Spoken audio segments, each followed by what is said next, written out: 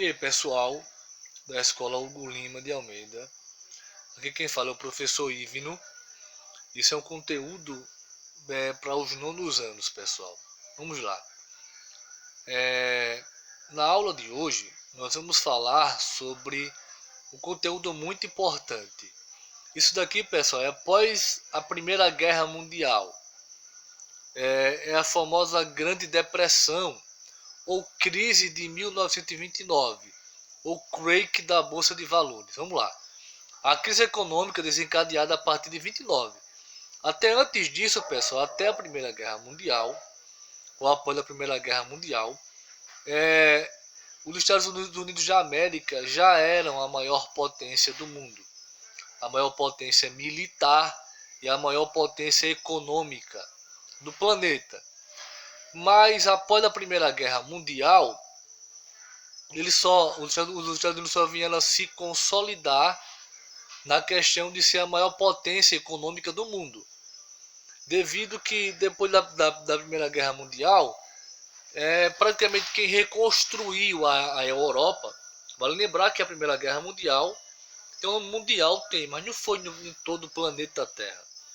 A Primeira Guerra Mundial apenas se restringiu ao continente europeu, ao velho mundo, ao velho continente, como é conhecido. Tá certo? E isso, os Estados Unidos acabaram emprestando muito dinheiro, pessoal, muito dinheiro, para que os países europeus se reerguessem após a Primeira Guerra Mundial. Até aí tudo bem, não é isso? Vamos lá. A crise econômica desencadeada a partir de 29, quebra da Bolsa de Valores de Nova York, reflete a crise mais geral do capitalismo liberal e da democracia liberal. Ó, pessoal, vamos lá. Com essa força norte-americana, eles ficaram muito fortes, os Estados Unidos, fortes economicamente depois da Primeira Guerra Mundial. Se eles já mandavam no mundo, desculpa, eles passaram a dominar ainda mais, pessoal, na questão econômica, também na questão militar. Vamos lá, para poder entender, eu vou falar, eu criei esses slides aqui e eu vou falar ponto por ponto, pessoal, para entender o que foi a Grande Depressão ou a crise de 29, tá certo? Vamos lá. A prosperidade americana. Final do século XIX, a indústria norte-americana conheceu um grande crescimento. No final do século XIX, pessoal, antes do século XIX ainda, a maior potência do mundo era a Inglaterra. Era um país europeu chamado Inglaterra. Até aí, ok, né? Mas no finalzinho do século XIX, os Estados Unidos passaram, pessoal, a indústria norte-americana cresceu de forma exponencial, de forma muito rápida e exponencial, no quadro da segunda revolução industrial. Resumindo, eles conseguiram, pessoal, as indústrias americanas conseguiram se desenvolver e se modernizar mais do que até as indústrias inglesas, certo? Ó, as transações de produtos industriais e agrícolas se ampliaram com a abertura de créditos aos aliados, seguida da concessão de empréstimos à Inglaterra e à França, tá certo? Produção norte-americana deu um salto gigantesco em vários setores, destacando-se a indústria bélica. O que é a indústria bélica mesmo, pessoal? A indústria de armas, metralhadora, canhões, bombas, assim vai, pessoal. A indústria bélica é a indústria de armas letais, de material de campanha, de alimentos e mesmo de setores destinados ao consumo interno. O período entre guerras terminada, período entre guerras, terminada a guerra, a Primeira Guerra Mundial, realizou-se a Conferência de Paris, onde os três grandes tomaram as principais decisões e impuseram os tratados aos países vencidos. O fim da guerra, ou o fim da Primeira Guerra, provocou a retração da economia norte-americana.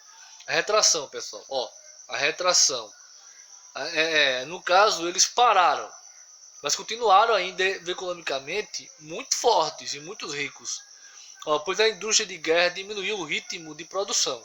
No caso, o carro-chefe da economia, da indústria norte-americana aqui nesse período, era a indústria bélica, a indústria de armamentos, porque eles vendiam muitas armas na Primeira Guerra Mundial para os países europeus, para todos os países, no caso, que participaram da Primeira Guerra.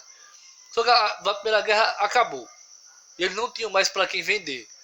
As indústrias bélicas acabaram fechando, ou então diminuíram o ritmo de produção, assim como os soldados que voltavam da guerra não eram absorvidos pelo mercado de trabalho.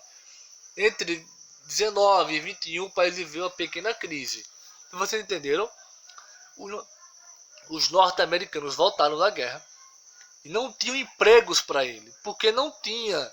As indústrias estavam paradas, não tinha como produzir, que era o principal carro-chefe da economia norte-americana, era a indústria bélica. Não tinha para quem produzir. Então, entre 1919 e 1921, o país viveu uma pequena crise, o início da crise.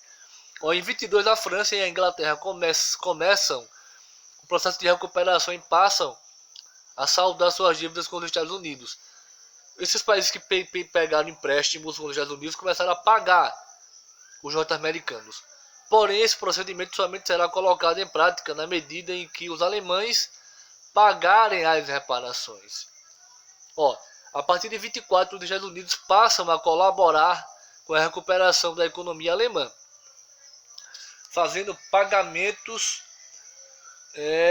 das reparações e, consequentemente, das dívidas da época da guerra. Esse período, após o ano de 21 até a crise de 29, ficou conhecido como Big Business, caracterizado por grande desenvolvimento tecnológico, grande aumento da produção em novas áreas, como a automobilística, geração de emprego e elevação do nível de consumo das camadas médias urbanas. Tá aqui, a crise. Aqui está um jornal da época que vai falar um pouco da crise de 29, pessoal. Que vai falar muito da crise daquele período, que vai relatar de forma bem minuciada como foi aqui nesse período. A crise. Alguns componentes são fundamentais para a compreensão da crise. O primeiro, a superprodução que desenvolveu-se durante e mesmo após a Primeira Guerra Mundial, quando o mercado consumidor estava em expansão após a guerra e com o início da recuperação do setor produtivo dos países europeus. A produção norte-americana entrou em declínio. Essa situação expressou-se principalmente no setor agrícola. A especulação da década de 20 foi um fenômeno que também alimentou a crise, pois como as empresas estavam obtendo altos lucros, suas ações tenderam a crescer, originando sociedades anônimas e empresas responsáveis apenas por gerir e investir dinheiro. Isso daqui, pessoal, é um fator muito importante, porque nesse período de 20 até 29, nessa década de 20 aqui,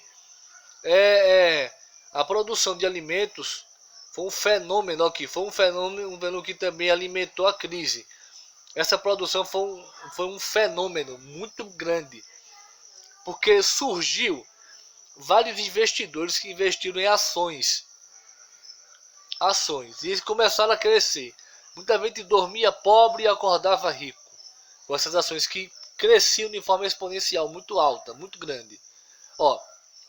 A quinta-feira negra, a decadência das vendas determinou um grande aumento de estoques e ao mesmo tempo privou os industriais de capital necessário para saldar suas dívidas ou mesmo manter sua atividade. Muitos empresários passaram a vender suas ações no mercado financeiro. Essa quinta-feira houve uma crise muito grande, antes de 29. A crise muito grande porque as empresas não tinham para quem vender, pessoal, não tinham para quem vender os seus produtos. E começaram também, como não tinham para quem vender os seus produtos, Na bolsa de valores, as empresas estavam valendo pouco, bem menos.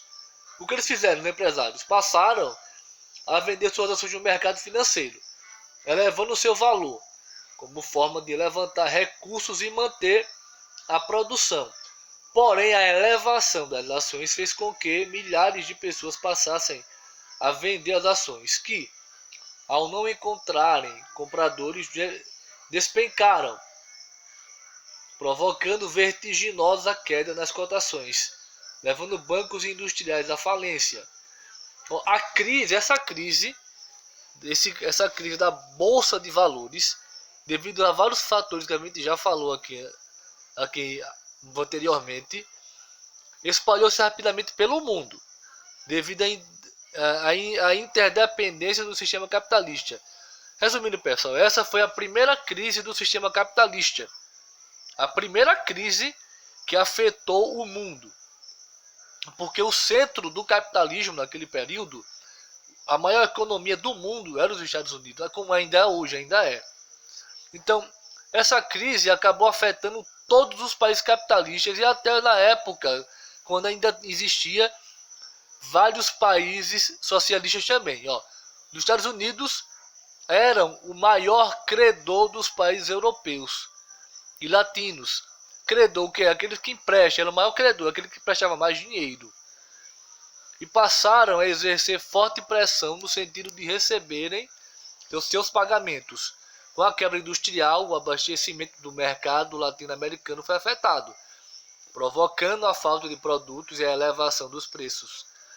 As importações norte-americanas diminuíam e mais uma vez os países latinos sentiam os efeitos da crise, pois viviam da exportação de gêneros primários ou mesmo supérfluos, como o café no Brasil. Certo, pessoal? Essa crise acabou afetando e muito, não só apenas os Estados Unidos, que várias pessoas ficaram desempregadas. Tem uma foto que é bem melancólica, uma foto de um homem com um filho no braço, barbudo, todo maltrapilho, indo procurar emprego. Aliás, ele estava indo tipo em uma fila para comer sopa e pão lá nos Estados Unidos. Ele tinha perdido o emprego, estava morando na rua, tinha perdido a casa, tinha perdido tudo. Ele chorando muito. Isso é uma foto real, pessoal, naquele período, uma foto de 29. Resumindo, essa crise afetou todo mundo, pessoal, tá certo? Então eu espero que eu tenha ajudado a todos. Muito obrigado e até a próxima.